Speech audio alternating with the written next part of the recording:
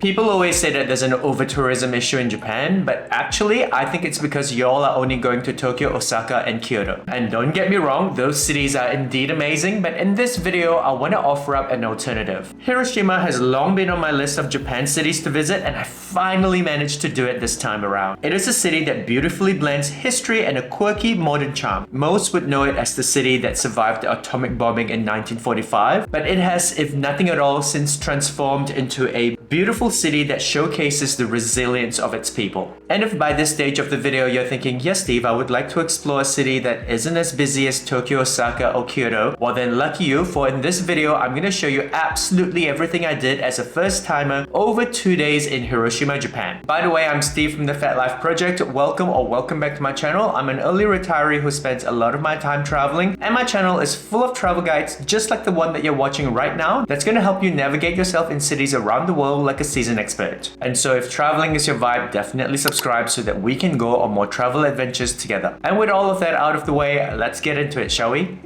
Let's start with how are you going to get to Hiroshima, and that really depends on where you're traveling from. Typically, most of us would be heading to Hiroshima from bigger cities such as Tokyo and Osaka, in which case it would take you around 4 hours if you're traveling from Tokyo via a Shinkansen and around an hour and a half if you're traveling from Osaka. I personally took the Shinkansen from Tokyo to Osaka. I booked my ticket via Klook and it couldn't be easier. Once I completed my purchase, it generated a QR code that I used directly to board. There are, however, other options such as using the SmartX app or even purchasing directly at the station. And so if you are contemplating other options or taking a Shinkansen for the first time, I would highly recommend checking out my Shinkansen 101 video, which I'm going to try to link here somewhere or in my description box.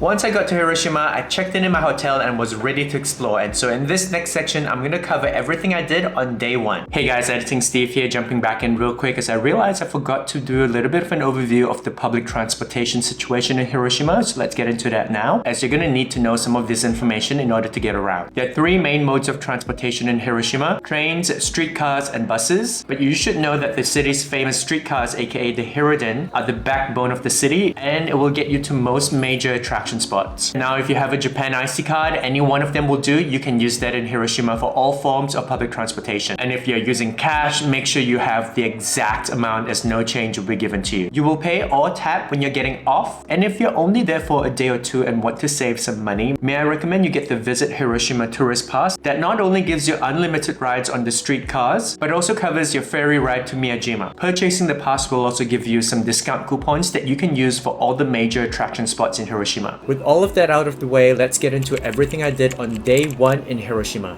Let's go. My first stop was Hiroshima Castle, a reconstruction of the original 16th century fortress built by the powerful warlord Mori Teramuto. Yes, I said reconstruction as the original was sadly destroyed in 1945, but the expertly restored building now serves as a museum that brings Hiroshima's samurai past to life. The insides of the castle is full of displays showcasing the castle's rich history, including traditional weapons and the city's evolution from a feudal stronghold to a modern metropolis. Word of warning though, the stairs leading to each level within the castle is, shall we say, a little bit steep, and so you want to be a little bit ready for it.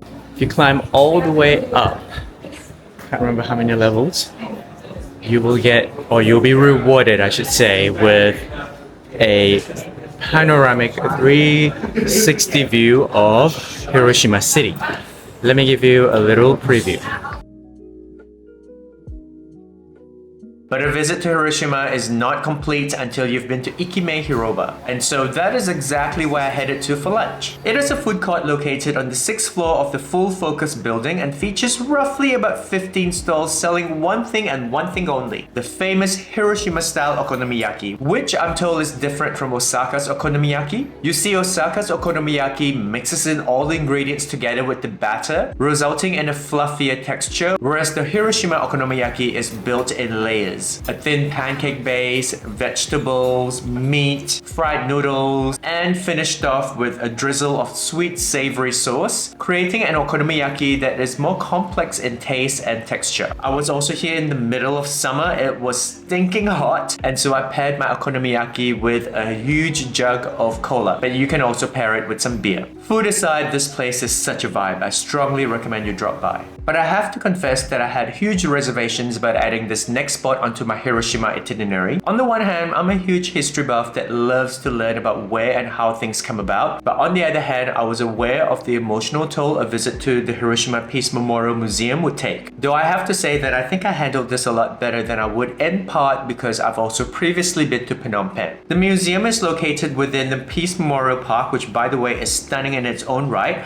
and tells the story of August 6, 1945, aka the day the atomic bomb was dropped into the city, and the devastating impact that followed. There is no sugarcoating it. The exhibits comprising artifacts, photographs, survivor testimonies are confronting, raw, and emotional. It truly makes you understand the cost of war and of peace. It took me roughly about 2 hours to explore the entire museum, and it left me with a mix of sadness but also of hope. If there's only one place that you have to add to your Hiroshima itinerary, let this be it. The museum is located within the Hiroshima Peace Memorial Park, which was once the bustling center of Hiroshima, and is totally worth exploring as it is full of memorials and installations such as the cenotaph for the A-bomb victims and the Children's Peace Monument. I personally think a visit to this park really ties the whole message conveyed by the museum together. And located about 500 meters away from the park is a landmark that I saw in almost every other travel guide video that I watched about Hiroshima. And honestly, who could blame them? I mean, just look at this. The atomic bomb dome is one of Hiroshima's most haunting and iconic landmarks. It was once the Grand Industrial Promotion Hall, and today is one of the very few original structures left standing post-atomic bombing. Its skeletal frame, charred walls, twisted steel, and broken dome has been purposefully preserved exactly as it was, serving as a stark reminder of the devastation, whilst also standing as a UNESCO World Heritage Site. Definitely something worth seeing up close. And I do think by this point I needed a break from the Japan summer sun, which is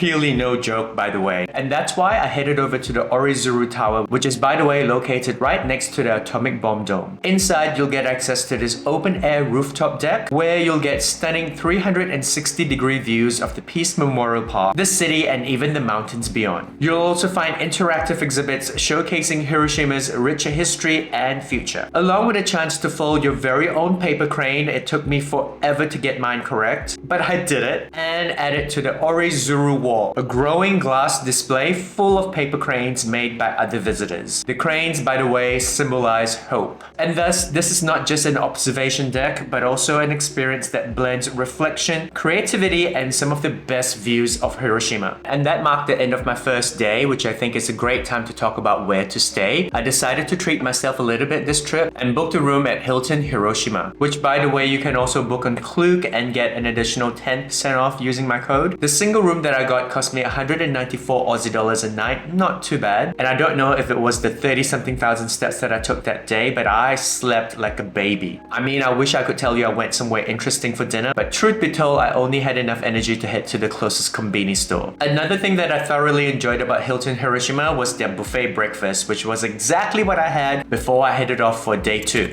which I have specially put aside for a day trip. Now, there are several day trips you can do from Hiroshima, and most of you will probably pick Miyajima, which is known for this huge torii gate, but I decided to go a little bit left field and picked Onomichi as my day trip destination. Now, what or where is Onomichi? Onomichi is a charming seaside town located about an hour away from Hiroshima Station that honestly feels like you're stepping back in time to the Japan of olden days. There are quite a few things to do here, and I won't go into too much detail as I plan to do a full Onomichi day trip guide soon, but some of my highlights here were the Senkoji Temple and this boat trip that circles around the Seto Inland Sea at high speeds. Now, I was told that taking this boat as it spins around is going to bring good luck, and I need all the good luck I can get, which is why I did it. And here's hoping that it actually worked. Just as a side note as well, I booked a lot of the activities that I did here at Onomichi via Klook, and I'm going to place the links to all of those Klook activities in my description box for your reference. This was my first time in Hiroshima, and I honestly think it was a wonderful retreat after my day days in Osaka and Tokyo. I honestly enjoy how much more laid back this city is and am already planning a return trip to do more. But I do hope you have found value in today's video. If you have, don't forget to like, comment, subscribe, share. All the good things that you know are gonna appease those holy YouTube algorithm gods, but much more importantly, will just make my day as a content creator. And if you got to this point of the video, 50 points to Gryffindor for you, and thank you so much for watching. I know I say this every single week, but that's because I mean it. If you do have a specific question or feedback for me, don't forget to also drop it in the comment section, as I do love hearing from people who take time to watch my videos. I hope you have a great day ahead, or that you've already had a good day. As always, I'm gonna see you real soon in the next video. Ciao!